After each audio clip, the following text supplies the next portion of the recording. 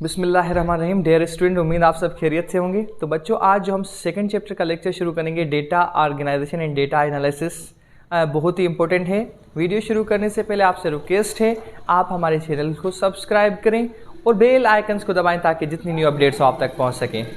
चलिए बच्चों, प्रीवियसली हमने एक ब्रांच डिस्कस की थी, बायोमेट्री या बायोमैथमेटिक्स, तो आज उसका यूज़ देखेंगे।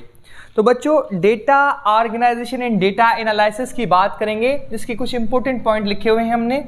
फर्स्ट पॉइंट क्या है? जो फर्स्ट वाला है, for data organization you will prepare a table और बार ग्राफ। डेटा ऑर्गेनाइजेशन करने के लिए हम एक टेबल ग्राफ या बार ग्राफ बनाते हैं। डेटा को ऑर्गेनाइज करने के लिए ग्राफिकल फॉर्म लाते हैं। सेकेंड पॉइंट क्या है? Do not through out data point you think not supporting your prediction. ये बहुत ही इंपॉर्टेंट है। अगर आप रिसर्च कर रहे हैं, आपने डेटा कलेक्ट किया, वो आपके हाइपोथेसिस या प्रेडिक्शन को सपोर्ट नहीं कर रहा, तो आपने डेटा थ्रू आउट नहीं करना। व्हाई?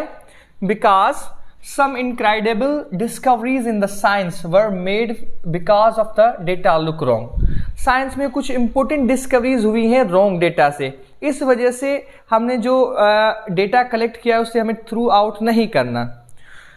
लास्ट वन पॉइंट क्या है? वंस यू रिकॉर्डेड डेटा, अगर हमने एक बार डेटा रिकॉर्ड कर लिया, you need to perform mathematical analysis to support और रिफ्यूज योर हाइपोथेसिस।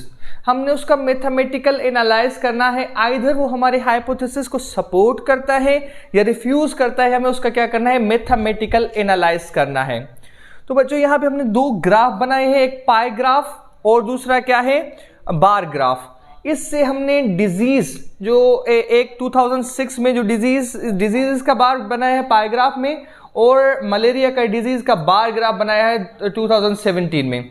तो बार ग्राफ से देखें, यहाँ पे क्या है बच्चों? मलेरियल पेशेंट है 1000, 2000 से लेकर 7000 तक, और यहाँ पे क्या है? मंथ है।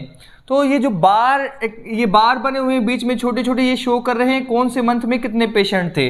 तो इनसे सिंपली हम मालूम कर सकते हैं कि सबसे ज़्यादा जो मलेरियल पेशेंट थे कौन से मंथ में थे?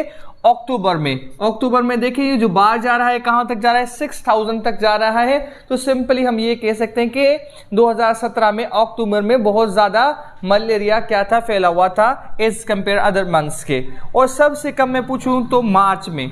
तो बार से हम आसानी से, बार ग्राफ से आसानी से मालूम कर सकते हैं डिजीज का रेशियो। ठीक है बच्चों। और सेकंड वन क्या है? पाई ग्राफ, पाई चार्ट हमने बनाया है। पाई चार्ट में हमने ओवरऑल डिजीज देखी है 2006 में। तो जो सबसे ज्यादा डिजीज थी क्या थी? एक्यूट रेस्पिरेटरी इन्फेक्शन 51% है, सेकंड पे मलेरिया 16% है, डायरिया 15% है, डिसेंट्री क्या है? 8% है, स्कैबिस कितनी है? 7% है। तो देखिए, ग्राफ की मदद से, पाई चार्ट की मदद से, ग्राफ की मदद से, बार ग्राफ की मदद से हमने आसानी से मालूम कर लिया कि भाई कौन से मंथ में डिजीज ज्यादा थी या कौन से ईयर में कौन सी डिजीज ज्यादा थी। ग्राफ बनाने के लिए हम दो चीजें यूज करते हैं। कौन कौन सी बच्चों? एक ratio and proportion. Ratio and proportion क्या होता है? रेशियो क्या होता है? A comparison of two values express as a quotient first and second. Easy, अगर दो वैल्यू को हमें कंपेयर करना हो जिनका क्वोशंट सेम हो, तो उन्हें क्या उसे क्या कहा जाएगा? रेशियो कहा जाएगा। फॉर एग्जांपल, यहाँ पे हमने दिया है कि एक प्लांट है, फ्लावर है, एक फ्लावर में जो है क्या है? 4 पेटल्स एंड 12 क्या है? सेपल्स हैं। तो हम इनका सिंपल रेशियो बना सकते हैं। क्या? 4 का टेबल 1 टाइम, 12 पे कितने टाइम? 4 time, 3 time.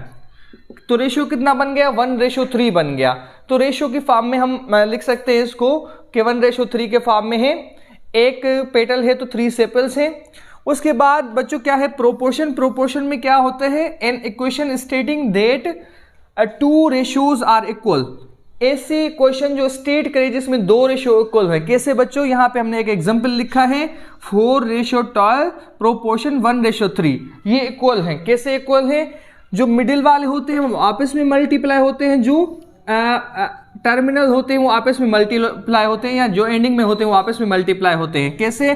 तो 4 × 3 एंड रेशियो 12 × 1, तो 4 3 12, रेशियो 12, तो 1:1 बन गया। इट मीन्स कि ये जो प्रोपोर्शन है हमारे पास सही है। तो 2 इक्वल रेशियो होते हैं तो उसे क्या कहा जाता है? प्रोपोर्शन। होप आपको ये लेक्चर समझ में आया होगा। अगर कोई क्वेश्चन है तो आप कमेंट्स बॉक्स में पूछ सकते हैं। Thanks for your patience.